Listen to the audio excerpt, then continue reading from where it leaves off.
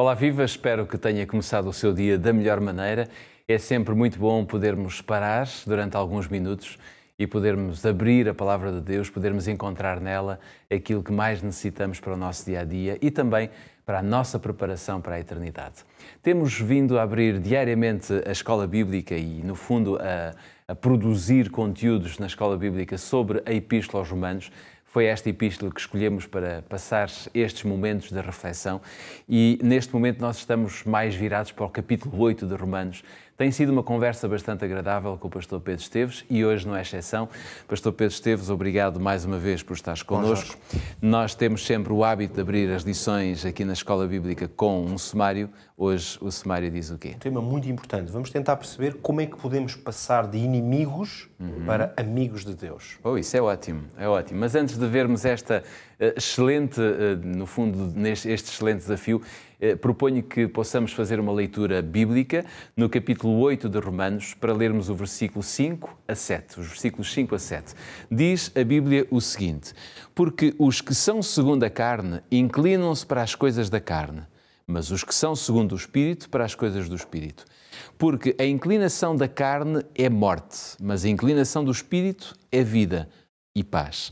Porquanto a inclinação da carne é inimizade contra Deus, pois não é sujeita à lei de Deus, nem em verdade o pode ser.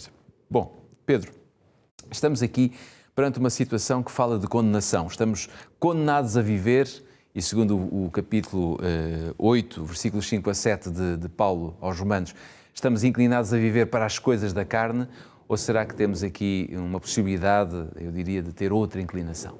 Não, seguramente que temos outra possibilidade. Esta é a única resposta possível de dar-se de forma direta, porque é verdade que a realidade da inclinação para a carne é uma coisa real, é possível, mas podemos dizer que é natural em nós? Há uma natureza em nós que nos impele para essa inclinação, mas o apóstolo Paulo é muito claro, por isso é que a resposta à tua pergunta pode ser contrariada. Tem que ser muito clara. O que nós acabámos de ler é que os que são segundo o Espírito inclinam-se para as coisas do Espírito. Isto diz textualmente, literalmente o apóstolo. Mas essa é uma opção. Então, esta é uma opção, mas implica, obviamente, que é possível ter as coisas espirituais como uma inclinação natural. Substituir essa inclinação. Porque o apóstolo Paulo afirma claramente que existem os que se inclinam para as coisas da carne e os que se inclinam para as coisas do Espírito. Uma vez que o apóstolo... Não pode ser as duas ao mesmo tempo, ou em simultâneo, ou de vez em quando. Essa é que é a grande realidade. Mas o apóstolo coloca como duas opções e não os coloca como opções em abstrato. Ele afirma claramente que há aqueles que são segundo a carne e que se inclinam para as coisas da carne e há os que se inclinam para as coisas do Espírito.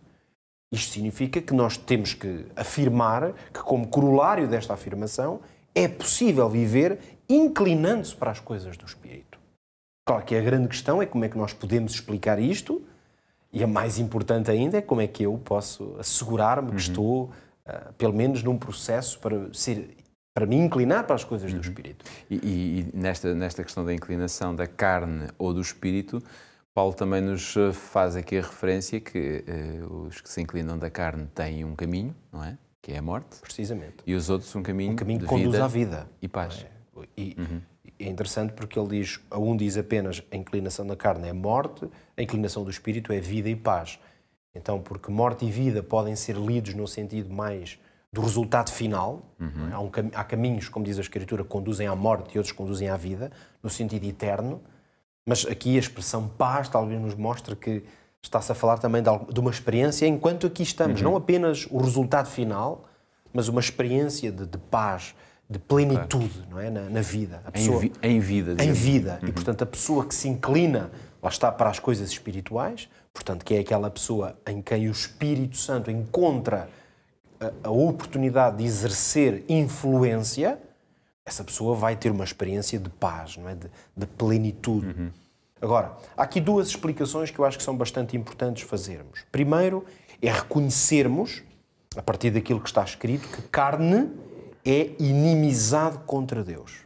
É exatamente isto que o apóstolo diz. Carne é inimizade contra Deus. Logo, só há uma maneira correta, ajustada, que garante um resultado positivo de poder contrariar isto.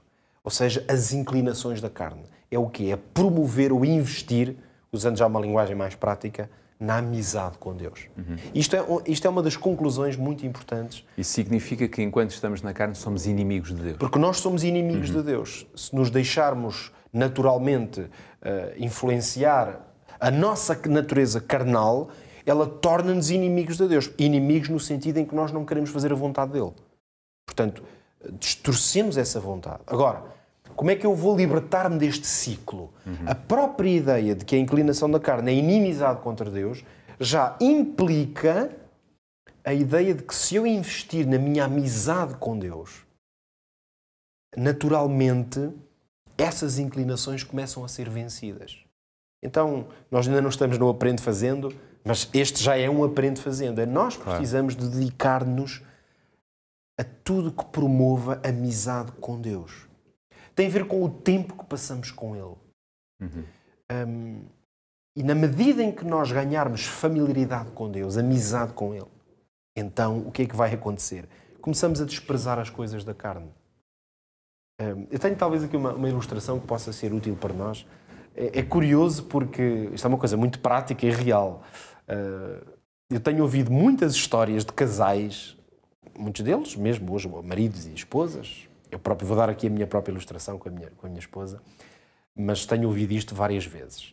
De que quando certos casais, às vezes em quando ainda muito jovens, aparentemente são muito inimigos, ou não gostam nada um do outro, ou desdenham um pouco um do outro, já diz o povo que às vezes quem desdenha quer comprar, não é? Ou seja, há muitas histórias românticas e que correram muito bem em termos de histórias de vida, mas que começaram com um rapaz e uma rapariga que aparentemente não gostavam nada um do outro. Eu recordo-me sempre da história, não sei, ela vai ver isto e se calhar vai ficar chateada comigo de eu contar aqui tão publicamente, não é? Mas quando eu comecei a namorar com a minha mulher, tínhamos uns 19 anos, portanto já levam 18 anos que nós começámos a nossa relação, e mais tarde ela contou-me, já nós namorávamos há um tempo, que quando nos conhecemos, isto foi no contexto que estávamos a estudar na universidade, e aquelas conversas de adolescentes, nós já éramos jovens, a sair da adolescência, ela contava-me que entre as amigas muitas vezes conversavam a respeito dos rapazes e tal, e que ela sempre dizia às amigas que eu era o último rapaz com quem ela alguma vez iria namorar ou casar. E quase que dá, eu acho que costumo brincar com ela a dizer que quando soube que ela disse isso, fiz uma aposta como ia conseguir contrariar, mas não foi nada. Mas a verdade é esta. Ainda há pouco tempo falei com 2 casais amigos que também me contaram a história deles e na verdade aconteceu-lhes a mesma coisa. Um deles não gostava nada da outra pessoa e o tempo passou e parece que às vezes os polos diferentes acabam por se atrair. Porquê é que eu estou a trazer esta ilustração para aqui? Porque a questão é esta. O que é que pode fazer com que 2 pessoas que, lá está, naturalmente até não veem nada que as atrai uma na outra, porque senão era uma atração natural, diz, olha, aquela pessoa que eu gostava para a minha vida. Há muitas histórias de pessoas que é o contrário. O que é que justifica que eu e a Marta, que aparentemente não víamos nada de especial um no outro e nem nos desejávamos de forma nenhuma, acabámos por nos amar e casar? É tão simples quanto isto, é que nós tornámos amigos. Fizemos amizade. Por coincidência, nessa mesma universidade, acabámos por nos sentar na mesma mesa. E, claro, ao sentar na mesma mesa, começámos a falar, a estudar juntos, a conversar. Então, na verdade, o que nós tornámos foi amigos. E essa amizade fez com que aquela inclinação, que não era de atração, fosse substituída por uma inclinação para o bem um do outro. Ora, isto permite-nos perfeitamente dizer, então, que para com Deus acontece a mesma coisa. Se nós investirmos em tempo com Ele, se nos sentarmos à mesa com Jesus Cristo, nós vamos acabar por inclinar-nos para Ele. E as coisas que forem inimigas dele, as que não são sujeitas à lei, nós vamos dizer, não, eu não quero isso, porque eu quero fazer o que o meu amigo Jesus quer. Então, a amizade com Deus conquista-se através do tempo que passamos com Ele. Fica esta certeza da amizade com Deus que produz efeitos extraordinários na nossa vida. Quanto a nós, já sabe, pode contar também com a nossa amizade. Estamos cá todos os dias para lhe, não apenas para lhe fazer companhia, mas para lhe trazer conteúdos que possam ser úteis à sua vida espiritual.